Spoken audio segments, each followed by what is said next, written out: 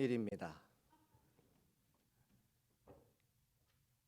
지난번에 설교 처음 하러 왔을 때도 그렇게 찬송으로 은혜를 주셔서 말씀을 잘 못 전하게 하시더니 험한 십자가 붙들겠네 그 찬송으로 설교자에게 은혜를 주셔서 눈물을 흘리게 하시면 어떻게 하시렵니까?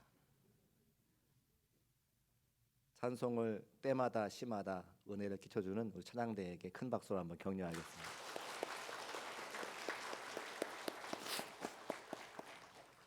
지난 1월 첫 주에 설교하고 두 달 만에 다시 인사드리게 되었습니다. 중국교회를 섬기게 된 박종선 목사인데요. 오늘도 역시 마찬가지로 인사드리고 하나님 말씀 전하겠습니다.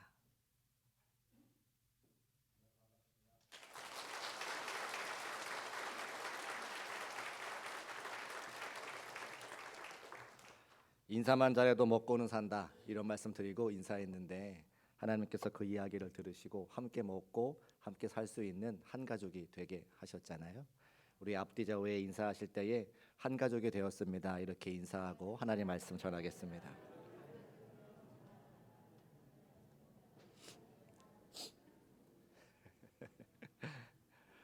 1597년 7월 15일 칠천도 앞바다, 지금의 거제도 앞바다에서 조선의 수군이 일본의 수군과 함께 전쟁을 치룰 때에 조선의 수군이 참패를 당합니다. 그 당시에 지휘관이 원균이었고 삼도 수군 통제사로 있었는데 160여 척의 배를 이끌고 나가서 승리는 고사하고 12척의 배만 남기는 패전을 하게 됩니다. 이것은 임진왜란과 정유재난을 통틀어서 조선의 수군이 일본의 수군에게 당한 첫 번째 패배였고 심각하고 참혹한 패전이었습니다. 그러면 그 당시에 이순신 장군은 어디 있었는가? 이순신 장군은 누명을 쓰고 감옥에 하옥되어 있었습니다. 그 참혹한 패배를 당한 소식을 듣고 조정에서 감옥에 있던 이순신 장군을 다시 삼도 수군 통제자로 임명해서 내려보냅니다. 그때 이순신 장군께서는 백의종군 하시면서 유명한 말을 남기는데요. 신에게는 아직 12척의 배가 있습니다. 그로부터 정확하게 2개월이 지난 1597년 9월 16일 울돌목 앞바다, 지금의 진도 앞바다에서 우리가 잘 알고 있는 명량해전이 일어납니다. 이순신 장군은 12척의 배를 수습하고 한 척을 더 만들어서 13척을 가지고 외적 133척, 약 3만 명의 군사와 맞서 싸우게 됩니다. 전투의 결과 외적 31척의 배를 침몰시키고 8천 명의 병사를 수장시키게 됩니다. 큰 전투의 성과를 올리게 된 것이죠. 무엇이 달라졌습니까? 불과 2개월밖에 지나지 않았는데 2개월 전과 2개월 후에 조선의 수군은 무엇이 달라졌습니까? 상황은 더 열악했습니다. 원균 장군은 160여 척의 배가 있었고 이순신 장군은 그저 13척의 배만 있었던 것이잖아요. 군사들도 상당수 죽거나 도망가거나 없어졌습니다. 그런데 이순신 장군은 승리를 거뒀고 원균 장군은 패배를 거두었습니다. 두 달 만에 새로운 무기가 개발된 것도 아닌데 어떻게 이렇게 하늘과 땅 차이의 전과를 거둘 수 있었는가? 정답은 한 가지입니다. 사람이 바뀌었기 때문입니다. 이순신 장군은 승리를 거두었고 원균 장군은 패배한 것이죠. 사람 하나 바뀌었는데 하늘과 땅 차이의 그런 결과가 나타났다고 하는 것입니다. 중국교회 담임 목사가 바뀌었습니다. 어느 교회나 담임 목사가 새롭게 부임하는 것은 교회의 가장 큰 변화입니다. 여러 단계의 청빙 과정을 통해서 저는 하나님께서 왜 중국교회로 저를 보내셨는가, 그 하나님의 목적과 이유를 궁금해하며 기도했습니다. 하나님의 부르심에는 그에 합당한 이유와 목적이 있기 때문입니다. 그러다 문득 제가 10여 년 전에 양주 고읍 신도시에 서로사랑교회를 건축하고 기도했던 때가 생각이 났습니다. 그 당시에 저는 신도시에 교회를 건축했지만 성도님들이 교회로 오시지만 그분들이 교회에 정착하지 못하고 자꾸만 떠나는 모습을 보면서 왜 교회에 부흥이 일어나지 않는가 고민하며 기도했던 그런 때가 있었습니다. 기도했을 때 하나님께서는 다른 사람이 문제가 아니라, 교회가 문제가 아니라 담임자로 있는 저의 실력이 부족하고 저의 영성이 부족한 것을 하나님께서 알게 하셨습니다. 그래서 기도하던 중에 영적인 대가가 되기 위해서는 훌륭하게 목회하시는 선배 목사님들 곁에서 보고 배우고 그분들과 함께 훈련받으며 내가 성장하지 않고서는 교회를 온전히 섬길 수 없겠다는 결심을 하게 되고 부교육자로 나가게 됩니다. 영적인 대가가 되기 위해서 영적인 대가 옆에서 하나님 앞에 훈련을 받기를 시작하는 거죠. 훈련을 받기 소원하면서 한 10년이면 되지 않을까? 10년 후라면 내가 우리 한국 교회, 특별히 감리교단을 섬기는 이름 있는 목사님들처럼 교회를 잘 섬기는 목사가 되지 않을까라고 막연하게 생각했습니다. 그때 많은 선배님들이 저를 말렸습니다. 신도시의 교회도 개척했는데 왜 지금 부목사로 가려는가? 뭐가 아쉬워서 부목사로 가려는가? 그러나 저는 저의 부족함을 너무나 잘 알고 있었기 때문에 제가 훈련받지 않으면, 제가 연단받지 않으면, 더 영적으로 깊어지지 않으면 우리 성도님들과 교회를 섬길 수 없다고 저 스스로는 너무나 잘 알고 있었다고 하는 것이죠. 그때 하나님께서 제게 주셨던 말씀이 그 고향과 친척과 아버지 집을 떠날 수 있었던 위로의 말씀이 오늘 함께 읽은 창세기 12장 1절의 말씀입니다. 여호와께서 아브라함에게 이르시되 너는 너의 고향과 친척과 아버지의 집을 떠나 내가 내게 보여줄 땅으로 가라. 하나님께서는 이 말씀을 저에게 주셨고 저는 이 말씀에 순종하며 이 말씀에 힘을 얻어 저의 고향을 떠나 서울에 있는 큰 교회로 부목사 사역을 시작하게 되었던 것입니다. 그리고 하나님께서는 제가 중국교회 담임 목사로 하나님의 뜻이 어디 있는지, 하나님의 목적이 어디 있는지 구하며 기도할 때에 그 10여 년간의 세월을 제게 주마등이 흘러가는 것처럼 생각나게 하셨습니다. 하나님께서 함께해 주셔서 두 교회에서 부목사 생활을 통해 많은 추억과 에피소드와 이야기를 만들어 갔던 것이죠. 먼저는 하나님의 사랑을 깊이 경험했습니다. 하나님이 나를 정말 사랑해 주시는구나. 그 받은 바 사랑을 가지고 사랑하는 성도님들과 함께 나눌 때에 회복의 역사가 나타나고 위로의 역사가 나타나고 기쁜 일에는 함께 웃고 슬픈 일에는 함께 울 수 있는 그런 목회자로 저를 만들어 주셨습니다.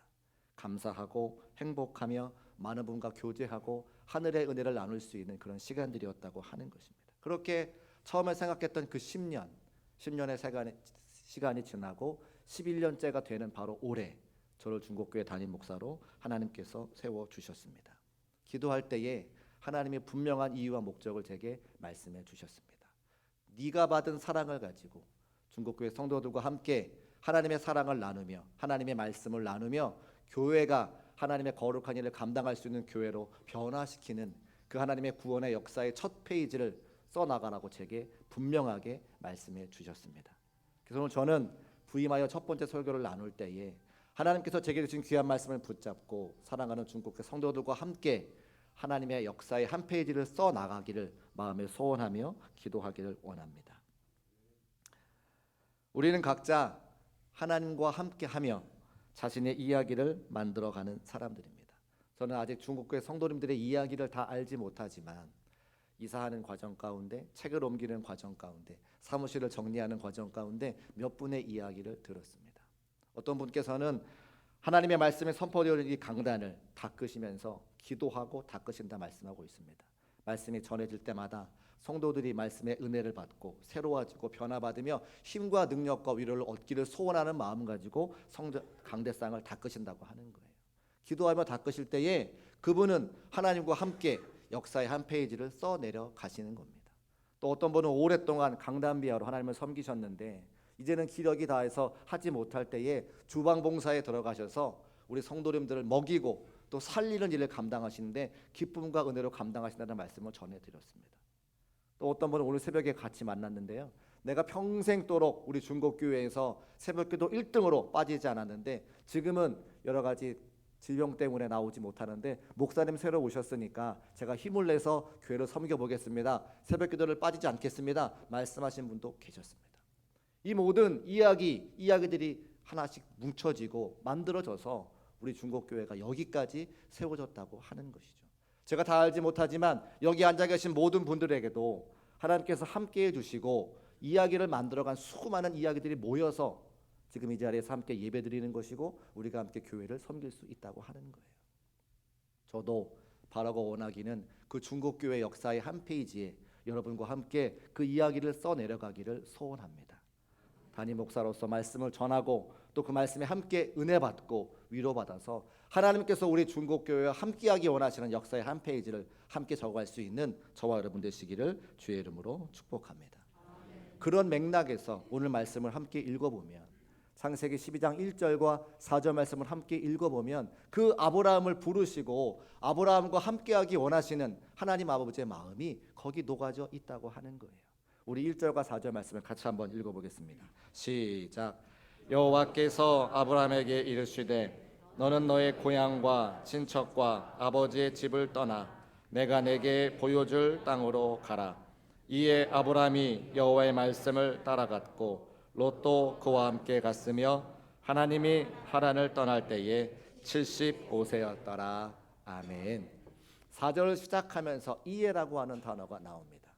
창세기 12장 1절 말씀에 하나님이 아브라함을 부르시는 거죠. 부르신다고 하는 이야기는 바꿔 이야기 드리면 쉽게 설명해 드리면 하나님께서 아브라함에게 요청하시는 겁니다. 나와 함께 구원의 역사의 한 페이지를 써내려가지 않을래. 그때 아브라함이 이에 하나님의 말씀을 듣고 이에 반응하고 응답하여서 예 하나님, 제가 하나님과 함께 하나님의 구원의 역사의 한 페이지를 장식해 가겠습니다 라고 하는 아브라함의 응답이라고 하는 거예요.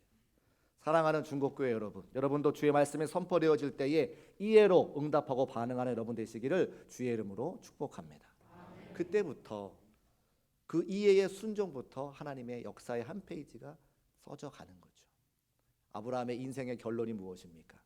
그가 믿음의 조상이 되는 거예요. 하나님께서 만들어가는 이야기 속에는 언제나 행복한 일들만 가득한 건 사실 아닙니다. 아브라함이 이해로 반응하고 주의 말씀에 순종할 때에 기근도 찾아오고 아내를 누이라고 속여서 망신도 당하고 인생의 희노애락이 그 아브라함의 인생에 녹아져 있어요.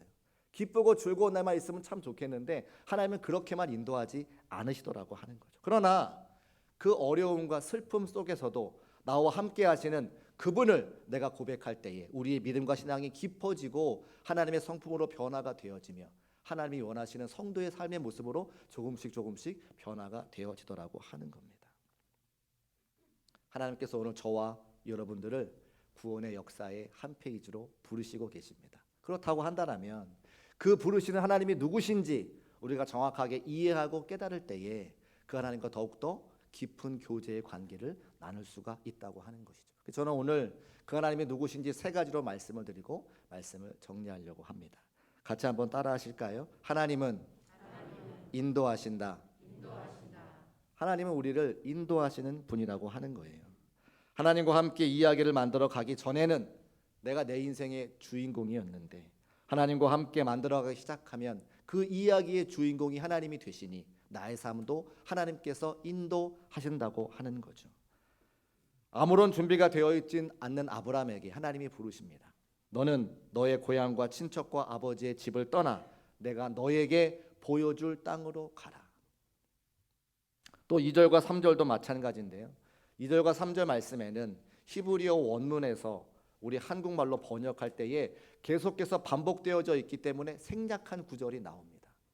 제가 오늘 가로로 쳤는데요. 우리 창세기 12장 2절과 3절 말씀을 화면에 보시고 같이 한번 읽어보겠습니다. 시작.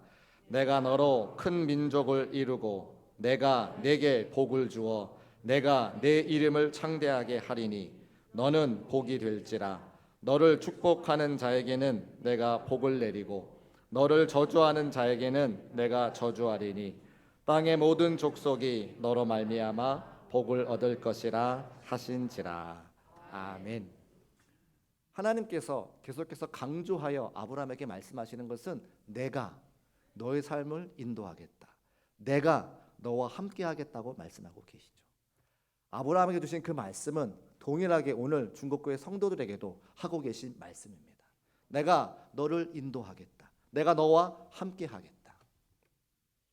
그 하나님의 인도하심에 아멘하고 감사하며 반응할 수 있는 저와 여러분 되시기를 주의 이름으로 축복합니다. 그런데 우리는 무엇에 걱정하고 두려워하느냐? 하나님께서 말씀하실 때에 내가 내게 보여준 땅으로 가라고 하시는 것이 아니라 보여줄 땅, 아직 가보지 않은 땅, 보지 못하는 땅이기 때문에 걱정하고 근심하고 염려한다는 거예요.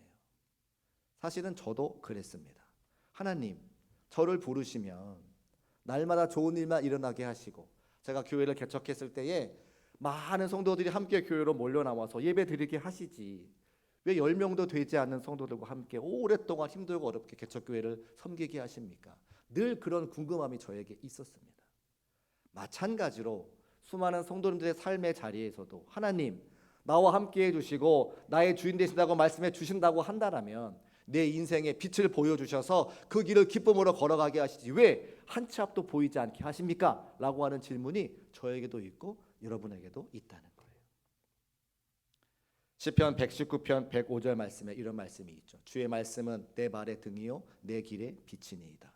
주의 말씀이 내 발의 등이라고 말씀하시는데 내 발의 등이 아니라 내 인생의 등이 되고 내 삶의 빛이 되기를 원하시는데 하나님께서는 내 발 앞만 비추는 등불로 주의 말씀을 허락하셨다는 거예요. 이것이 무슨 뜻인가? 제가 교회를 개척하고 얼마 지나지 않아서 너무나 감사하게 성지순례를 한번 갈 일이 있었습니다. 성지순례에 가면 빠지지 않게 시내산에 모세가 하나님의 말씀 10계명을 배던 시내산에 올라가게 되는데요. 산에 올라갈 때에 새벽에 우리를 깨웁니다. 그래서 새벽 2시에 깨워서 새벽 3시부터 산을 올라가게 합니다. 그리고 조그마한 손전등 하나를 주고서 앞사람의 뒤꿈치만 비추고 올라가라는 거예요. 산에 올라가 보신 분들은 다 아시는데 밤에는 잘 산에 올라가지 않습니다. 위험하기도 하고 보이지도 않으니까. 그런데 새벽 3시에 깨워서 그 시내산을 올라가라고 하시는 거죠. 왜 그런가? 앞사람의 발 뒤꿈치만 조그만 손동작으로 비추고 올라가기 시작합니다. 올라갈 때 아무것도 보이지 않아요. 앞사람의 발 뒤꿈치만 보고 여기가 길인가 보다 하고 그 길을 따라서 한 걸음 한 걸음 걸어 올라갑니다. 그런데요. 6시쯤, 7시쯤 한 4시간, 5시간 걸어 올라가면 그때 동이 터옵니다. 그때에 동이 터오르니까 밝아지니까 시내산의 모습이 전체적으로 들어오는 거예요. 시내산은 풀 한 폭이 나지 않는 나무 한 그루 없는 완벽한 돌산이더라고요. 그 황량함 앞에 산 밑에서 그 황량함을 경험했더라면 감히 그 산을 올라갈 엄두를 내지 못하기 때문에 아무것도 보이지 않는 그 야심한 밤에 손정등 하나 가지고 앞사람의 발 뒤꿈치를 가지고 한 걸음 한 걸음 한 걸음 올라가는 거예요. 올라가다 보면 하나님께서 그 황량한 산에서 아무것도 의지할 것 없는 그 산에서 모세에게 하나님의 말씀을 주셨던 그 자리에 올라가 하나님의 영광을 노래하며 하나님의 은혜를 찬송하게 된다고 하는 것이죠. 바로 그것 때문에 우리에게 우리 인생 전체를 비춰주지 않으시고 내 앞길에 내 발을 볼 수 있는 발의 등만 그것으로 말씀을 주신다고 하는 것을 제가 깨닫게 되었습니다. 무엇이 우리의 삶을 인도합니까? 바로 하나님께서 우리를 인도해 주실 때에 그 힘들고 어려운 모든 과정들을 미리 보면 그 길을 걸어갈 수 없기에 내 발 앞에서 한 걸음 한 걸음 걸어갈 수 있도록 하나님의 말씀을 주시는 것이 하나님의 진짜 은혜구라라고 하는 것을 제가 알게 되었습니다. 오늘 하나님은 우리를 인도하는 부르심을 믿음으로 고백하는 저와 여러분 되시기를 주의 이름으로 축복합니다. 두 번째 하나님은 어떤 분이신가 같이 한번 하실까요? 말씀으로 은혜를 주시는 하나님. 우리 4절 말씀 올려두시고 같이 한번 읽어보겠습니다. 함께 읽습니다. 시작. 이에 아브라함이 여호와의 말씀을 따라갔고 룻도 그와 함께 갔으며 아브라함이 하란을 떠날 때에 75세였더라. 아멘. 아브라함이 여호와의 말씀을 따라갔다 이렇게 기록하고 있습니다. 우리 생각에는 아브라함이 하나님을 따라갔다라고 할 것 같은데 성경에는 분명히 여호와의 말씀을 따라갔다라고 기록하고 있습니다. 왜 그런가 하니 하나님께서는 당신의 백성들을 인도하실 때에 말씀을 도구로 사용하셔서 하나님의 은혜를 부어주시기 때문입니다. 오늘 찬양대로 귀한 찬양으로 섬겨주시고 또 주방에서 보이는 곳에서 보이지 않는 곳에서 주차 봉사로 또 교회 학교 교사로 또 반주로 여러 곳에서 많은 분들이 섬겨주고 계십니다. 그 사명을 감당할 때에 내가 하나님의 은혜가 충만하면 뭐든지 감사하고 뭐든지 기쁨으로 감당할 수 있습니다. 그런데요, 그 하나님의 은혜가 떨어지면 하나님 사명을 기쁨으로 감당하지 못하고 불평 불만이 나온다고 하는 거죠. 솔직한 고백으로 여기 서서 말씀을 증거하는 목사님들도 하나님의 은혜가 없이는 감히 주의 말씀을 전할 수 없다고 하는 거예요. 어떨 때 하나님의 은혜가 떨어집니까? 주의 말씀에 들리지 않을 때, 하나님의 말씀으로 새로워지지 않을 때 그 은혜가 사라지고 하나님의 사명을 기쁨으로 감당할 수 없게 되어진다고 하는 거죠. 제가 중국교회 담임 목사 청빙의 과정을 진행하면서 1월 첫 번째 주에 이곳에 와서 말씀을 전했습니다. 그리고 두 번째로 말씀을 전하시는 목사님, 세 번째로 말씀을 전하시는 목사님이 너무너무 궁금한 거예요. 그래서 섬기고 있는 교회에서 유튜브 페이지를 열어서 두 번째로 말씀 전하시는 목사님과 또 세 번째로 말씀 전하시는 목사님의 설교를 들었습니다. 그런데 솔직한 고백인데 너무나 말씀을 잘 전하시고 제가 많은 은혜를 받았습니다.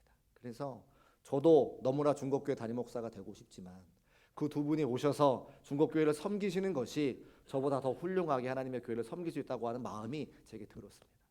너무나 안타깝고 너무나 실망이 되어지고, 그러나 능력이 많으신 목사님이 오셔서 교회를 섬기는 것이 하나님의 뜻이라면 내가 단념하고 마음을 내려놓아야 되겠구나 생각하고 하나님 앞에 이제 마음을 정리하려고 기도하고 있었습니다. 그때 하나님께서 제게 주신 말씀이 한 가지 있었어요. 고린도전서 1장 27절 말씀. 하나님께서 세상에 미련한 것들을 택하사 지혜 있는 자들을 부끄럽게 하려 하시고 세상에 약한 것들을 택하사 강한 것들을 부끄럽게 하려 하신다고 하는 말씀입니다. 제게 분명하게 말씀하시죠. 너는 미련한 것이고 너는 약한 것이야. 그러나 내가 너를 사용하여 중국교회 담임 목사로 세우고 우리 성도님들을 섬길 수 있도록 인도할 것이니 너의 그 미련함과 너의 그 약함을 통해서 교만하지 말고 겸손하고 낮아짐으로 하나님의 말씀을 잘 전하거라. 제게 확실한 약속의 말씀을 주셨습니다.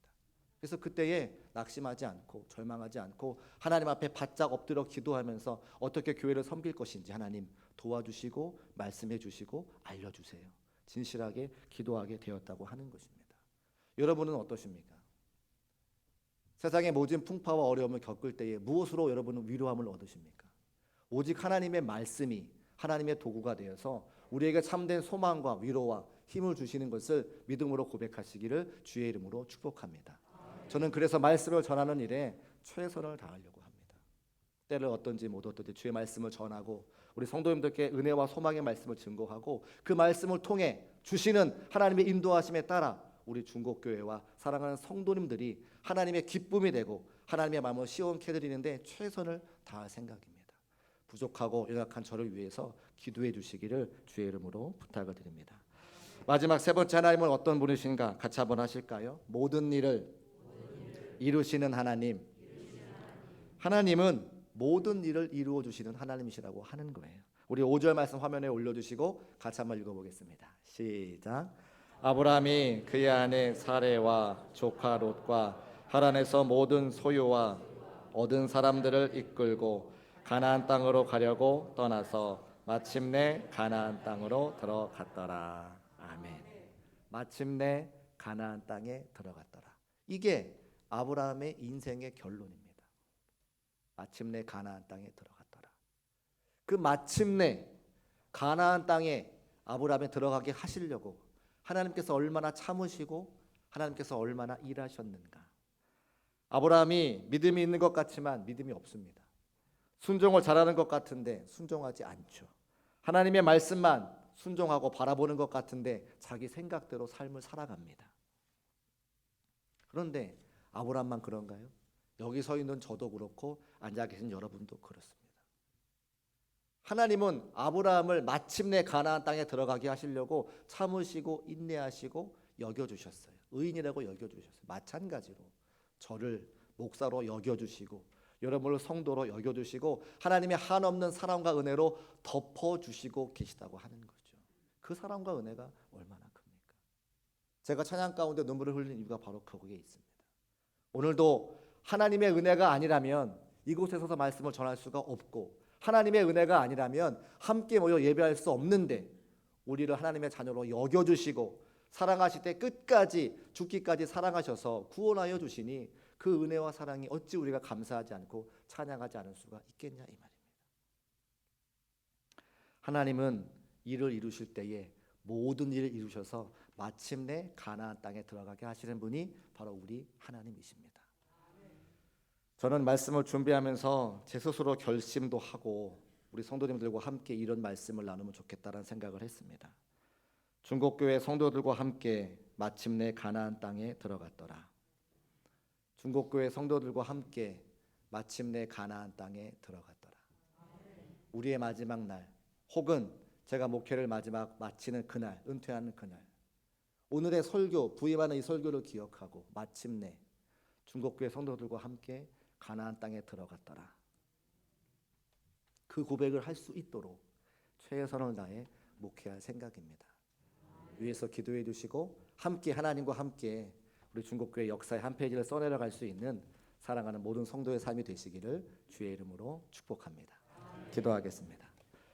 살아계신 아버지 하나님 감사합니다.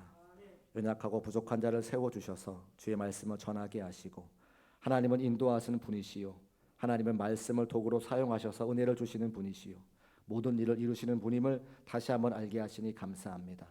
중국교회 성도님들과 함께 역사의 한 페이지를 적어나갈 때에 부족함이 없도록 성령의 충만함을 더해 주시고 오직 하나님께만 기쁨과 영광이 되는 우리 중국교회와 성도님의 삶이 될 수 있도록 은혜 위에 은혜를 허락하여 주옵소서.